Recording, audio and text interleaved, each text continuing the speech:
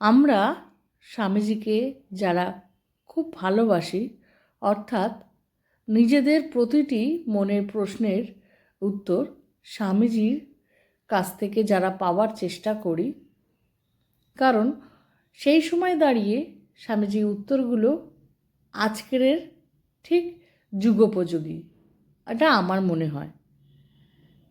তাই তাঁর কথা মতো ধর্ম হলো সেটাই যা পশুকে মানুষে এবং মানুষকে দেবতায় পরিণত করে। এই কথাটিতে অর্থ বা তিনি কোন পরিপ্রেক্ষিতে বলতে চেয়েছিলেন সেই নিয়েই ছোট্ট ভিডিওটি। এর অর্থ হলো ধর্ম হলো একটি বিকাশের প্রক্রিয়া।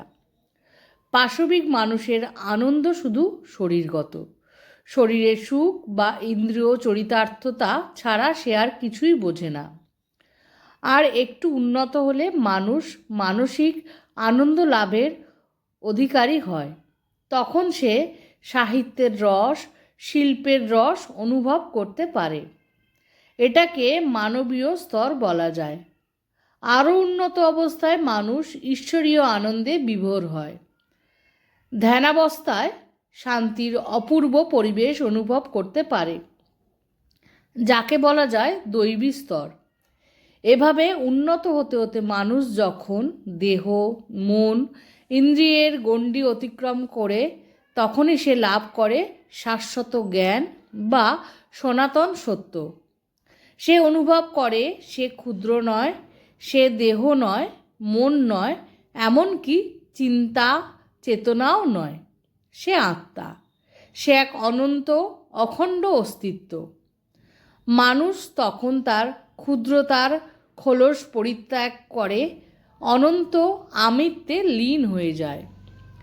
নির্গচ্ছতি জগজ্জালাৎ পিঞ্জরাদিব কেশরী। সিংহ যেমন পিঞ্জর ভেঙে ফেলে বেরিয়ে যায়, ঠিক তেমনই এই জগৎ জাল ভেদ করে মুক্ত হয়ে যায়। ধর্মের চরম লক্ষ্য হলো মুক্তি। মুক্তি ব্যতীত অন্য কিছু নয়। ধর্ম হলো এইরূপ রূপান্তরের প্রক্রিয়া, যা পশুকে মানুষে, মানুষকে দেবতায় এবং দেবতাকে ঈশ্বরে বিকশিত করে। এই বলেছেন আমাদের স্বামীজি। কি সুন্দর বিশ্লেষণ না?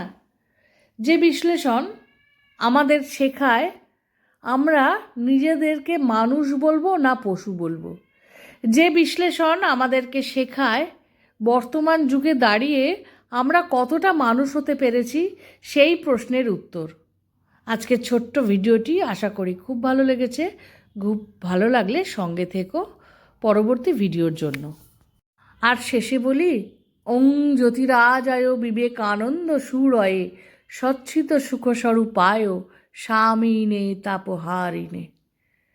জয় ঠাকুর, মা স্বামীজি সকলের মঙ্গল করো।